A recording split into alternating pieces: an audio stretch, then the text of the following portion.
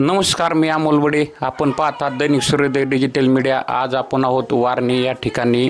वारणी या गावात आपण आज आहोत. देवेंद्र फडणवीस साहेब यांच्या वाढदिवसानिमित्त 6 ऑगस्ट या दिवशी आष्टी पाटोदा शिरूर मतदारसंघाचे आमदार सुरेश अण्णा धस यांच्या माध्यमातून एक महाआरोग्य शिबिराचे आयोजन केले होते. त्या शिबिरासाठी आष्टी पाटोदा शिरूर मतदारसंघातून हजारो लोक त्या ठिकाणी तपासणीसाठी गेले होते आणि त्यातीलच एक पेशंट माझ्यासोबत आहे वारणी या गावचं. आता काही दिवसापूर्वी त्यांच्यावर 5 लाख रुपयाची शस्त्रक्रिया झालेली आहे. त्यांना मणक्याचा त्रास होता. ती त्यांच्यावर शस्त्रक्रिया होऊन त्यांना आज घरी आणण्यात आलेलं आहे. आपण त्यांच्याशी बोलणार आहोत. शिबिर होतं आष्टीला, याची माहिती तुम्हाला कोणी दिली? श्रीराम केदार. हां. आणि मग तिथं जायची सोय श्रीराम केदारने गाडी करून दिली. हां. आणि तिथं शिबिरमध्ये गेल्यावर काय काय झालं? आता अशी चर्चा आहे म्हणजे समाजात की तिथं भरपूर लोक आलते, भरपूर गोंधळ झाला, डॉक्टरांची त्यांची भेट नाही झाली. तर तसं तुमच्या बाबतीत काय झालं आहे का? काय नाही घडलं तसं. डॉक्टरची तुमची भेट झाली का? हो, भेट झाली. त्यांनी तपासण्या वगैरे केल्या. ते बोलले सायदीपला या, तिथे आपण सगळ्या व्यवस्थित तपासण्या करू. तिथे गेल्यानंतर तुम्ही या 10 तारखेला गेलोत. त्यांनी तिथे तपासण्या केल्या व्यवस्थित. नाही, मग शिबिरातून आल्यावर परत अण्णाच्या टीमनी किंवा डॉक्टरनी किंवा तुम्ही किती दिवसांनी त्याच्यावर संपर्क झाला तुमच्यासोबत? डॉक्टरसोबत शिबिरातून आल्यानंतर किती दिवशी? 4थ्या दिवशी गेलोत ना, 4 दिवसांनी. कुठं आयल्यानगरला गेलात का? हो, आयल्यानगरला. तिथं काय केलं म्हणजे? तिथे काय गेलोत की केस पेपर काढायला लावले व्यवस्थित. मग 1 रुपया पण नाही घेतला. आणि त्यांनी तिथे तपासण्या वगैरे व्यवस्थित केल्या. दुसऱ्या दिवशी ऑपरेशन झालं. ऑपरेशन व्यवस्थित झालं. ऑपरेशन झाल्याच्या नंतर त्यांनी गोळ्या वगैरे व्यवस्थित काळजीपूर्वक घेतली त्यांनी. आता काही त्रास होतोय का? आता काही त्रास नाही आहे. काही त्रास नाही. आता फक्त काय, आता ऑपरेशन केलेली जागा थोडीफार दुखणारच आहे. हां. आणि याच्यासाठी किती काय खर्च वगैरे काय आला का? खर्च काही नाही आलेला. खर्च काय नाही आला. शिबिर कसं वाटलं तुम्हाला? शिबिर एकदम योग्य वाटलं. हो, योग्य वाटलं शिबिर. काय वाटलं शिबिरात? शिबिरात देवेंद्र फडणवीसनी त्यांच्या वाढदिवसाच्या निमित्त ठेवलं होतं आणि सूर्यदास अण्णा यांनी शिबिर ठेवल्यामुळं सगळं व्यवस्थित झालं. आणि सगळ्यांचे सर्वांचे आभारी आणि श्रीराम केदार यांचे पण आभारी. माझं ऑपरेशन झालं आणि माझा 1ही रुपया खर्च न होता मी घरी आलो. आपण पाहतात दैनिक सूर्योदय डिजिटल मीडिया. अमोल बडे सोबत श्रीराम केदार आहेत.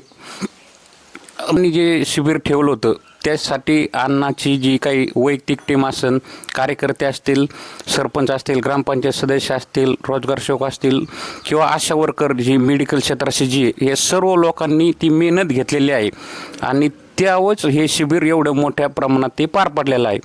तर तुमचं ते वारंवार नाव घेत होते. तर तुम्ही या शिबिराशी म्हणजे कसं काय हे केलं होतं? माझ्या गावातून जवळपास 60 पेशंट मी 4 ठिकाणी जवळपास कॅम्प घेतले. 4 कॅम्पमधून मला 60 पेशंट डिटेक्ट झाले आष्टीच्या शिबिरासाठी जाण्यासाठी. तर ते पेशंट 60ची 60 मी घेऊन गेलो. गाड्या केल्या होत्या गावातून. सगळी जाणे येण्याची सगळी सुविधा अण्णांनी सांगितलं होतं तुम्ही तुमच्या स्तरावर करा. आम्ही ती सुविधा केली होती. गाड्या घेऊन गेलो. त्यात एक पेशंट आत्ता जे शस्त्रक्रिया झाली ते थोडं अर्जंट होतं आणि क्रिटिकल होतं. त्यामुळं त्याला मी एक 10 ऑगस्ट रोजी साईदीप येथे ॲडमिट केला होता. साईदीपला ॲडमिट केल्याच्यानंतर त्याचं 14 ऑगस्टला त्याचं ऑपरेशन झालं. त्या ऑपरेशनच्या वेळी पण मी तिथंच होतो.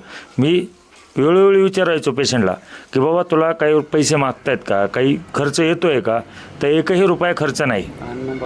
आणि अण्णासुद्धा मला कंटिन्यू फोन होता, तुझं क्रिटिकल पेशंट कुठपर्यंत आलं आहे, तू काय करतो आहे? अण्णाला मी एकच सांगायचो की अण्णा ते कॉन्टॅक्टमध्ये आहेत, त्यांना 1ही रुपया खर्च नाही आलेला. शेवटी एक 550 रुपये फीस, नोंदणी फीस जी कॅश पेपर काढायला जाते तीसुद्धा त्यांनी वापस केली. 1-2 दिवसाच्या नंतर, मी गेल्याच्या नंतर 2 दिवसांनी त्यांनी वापस केली. याच्यानंतर आणखी माझे 9 पेशंट आहेत डिटेक्ट झालेले आणि 1 पेशंट माझा घरी आला आहे. एक दुसरा पेशंट आत्ताच अण्णांनी त्याला मुख्यमंत्री सहायता निधीतून 50,000 रुपयाची मदत केली. संदीप बटुळे म्हणून त्याचं नाव आहे. आणि राहिलेले माझे जे आणखी 8 पेशंट आहेत, तो तर पेशंट आपल्या इकडं शिबिराला नव्हता, तरी पण 8 पेशंटला माझे 3 पेशंट आता 1-2 दिवसांनी डोळ्याच्या ऑपरेशनसाठी बीडला घेऊन जातो आहे मी. आणि बाकीचे राहिलेले पेशंट वेगवेगळे हॉस्पिटल जे दिलेले आहेत, प्रत्येक डॉक्टरशी संपर्क आहे, अण्णाशी तर कंटिन्यूअस संपर्क माझा चालू आहे. आष्टी येथे शिबिरासाठी भरपूर प्रमाणात पेशंट आले होते.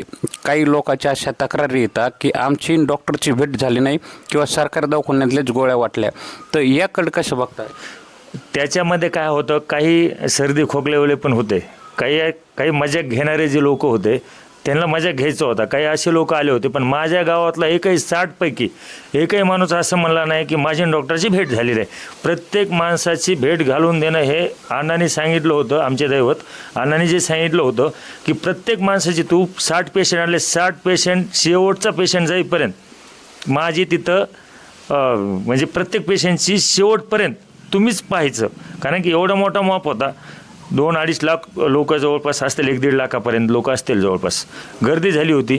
त्यामध्ये प्रत्येक डॉक्टर, पण अण्णांनी पण दिलगिरी व्यक्त केलीच ना स्वतः, की काही लोकांची जर हेंडसाळ झाला असेल, पापड झाले असेल, तर त्यांनी स्वतः दिलगिरी व्यक्त केली ना. त्याविषयी काय सांगाल?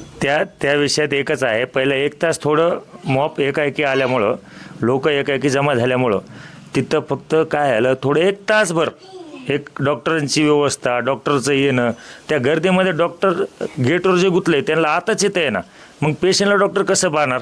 डॉक्टर तर गेटवरच होते. त्यामुळं ते थोडंफार 1 तासाचा विषय होता. फक्त अण्णांनी ते सांगितलं आहे 1 तासाचाच विषय होता. काही लोकांचं असं म्हणणं आलं की आष्टी 1 दिवस, पाटोदा 1 दिवस आणि शिरूर 1 दिवस अशा 3 दिवस 3 तालुके बोलून तिथं शिबिर आयोजित करायला पाहिजे होतं. आणि त्या 3 तालुक्यामधून जे क्रिटिकल लोक आहेत त्यांच्यासाठी 4थ्या दिवस ठेवायला पाहिजे होता. याच्याविषयी काय सांगा? नाही, त्यामध्ये ते शक्य कसं नव्हतं. डॉक्टर, आपले डॉक्टर म्हणजे साईदीप हॉस्पिटल, डॉक्टर छोटे नव्हते. 160 टीम आलत्या तिथं, 160 हॉस्पिटल तिथं आलते आपल्या शिबिरात. 160 डॉक्टर 3 दिवस येऊ शकत नाहीत ना सलग. त्यामुळे ते थोडं एकाच दिवशी ठेवण्याचा योग तोच होता. क्रिटिकल पेशंटला सुद्धा आम्ही कडं त्रास नाही होऊन दिला. माझं पेशंट आहे, माझं पेशंट आम्ही आत घेऊन गेलो, डॉक्टरला विनंती केली, डॉक्टर मला बाहेर या, चेक करा. डॉक्टरने बाहेर येऊन चेक केलं माझं पेशंट. माझ्या पेशंटला बसता पण येत नाही, आज पण बसता येत नाही. आता ऑपरेशन झालं आहे, तो होईल एक, डॉक्टरने सांगितलं आहे, सल्ला दिला आहे त्यांना, आराम करा, 1-2 महिन्यात तो पण बसायला लागेल, चालायला लागेल. काही लोक असा आरोप करतात की महाराष्ट्र राज्याचे मुख्यमंत्री देवेंद्र फडणवीस साहेब यांच्या पत्नी अमृता फडणवीस येणार होत्या आणि त्यांना गर्दी दाखवायसाठी 1 दिवसाचं शिबिर आयोजित केलं होतं. 1 दिवसाचं शिबिर होतं का काही दिवस पण शिबिर होतं? नाही, शिबिर आपलं 1 ते 2 दिवस, दुसऱ्या दिवशी पण शिबिर चाललं. काही पेशंट ज्यांनी गडबड केली नाही त्यासाठी दुसऱ्या दिवशी पण ठेवलं. पण 1 दिवसाचंच का ठेवावं? हे डॉक्टरांचा 160 हॉस्पिटलचा विषय आहे ना.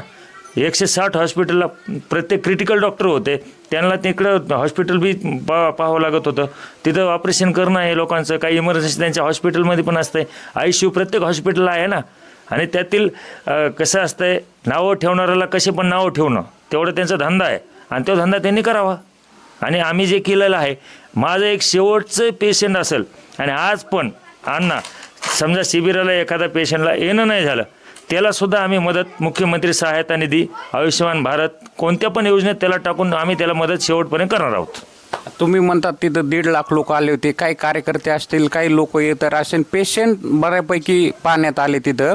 पण त्या दिवशी शिबिर झालं, आता पुढं काय त्या लोकांचं? आता काय सध्या, आता काय त्या लोकांचं प्रत्येक अण्णाचा आदेश आहे, प्रत्येक गावातील, समजा मी श्रीराम केदार, स्वतः श्रीराम केदार हा सुरेश अण्णाचा कार्यकर्ता आहे.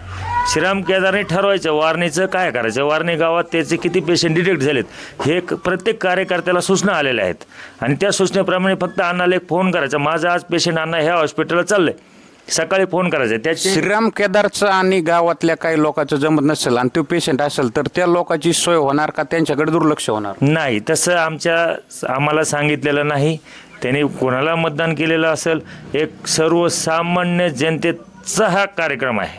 हा कार्यक्रम काय ते निवडणुकीपुरता मर्यादित आहे किंवा निवडणुका लागायच्यात कोणत्या, आता कोणत्याच निवडणुका तर नाहीतच, पण असा हा कोणताही नाही. आम्हाला आदेश असे आहेत, तुमच्या गावातला तुमचा रहिवासी आहे तो कोणत्या पार्टीला मतदान केलं आहे हा विषय यामध्ये नाही. हा विषय फक्त एकच आहे, लोकांचं आरोग्य. आणि दुसरी गोष्ट, अण्णांनी एकच आदेश आहेत, आरोग्य आणि शिक्षण दोनच सांभाळा, बाकीचं आपण आपलं चालता चालता होत राहते.